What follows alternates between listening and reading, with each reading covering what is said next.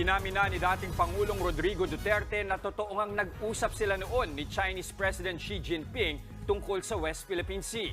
Pero giit niya wala siyang isinuko at tanging pag-iwas lang sa gyera ang tinalakay nila. May babala pa si Duterte kay Pangulong Marcos. Nasa frontline ng balitang yan si Dave Abuel. If China would decide to erect a naval base there, can you stop it? Mismong si dating Pangulong Rodrigo Duterte na ang nagbigay linaw sa aligasyong may gentleman's agreement daw siya kay Chinese President Xi Jinping tungkol sa mga pinag-agawang teritoryo sa West Philippine Sea. Sa press con niya sa Davao City kagabi, kinumpirma ni Duterte na may usapan nga sila noon ni President Xi.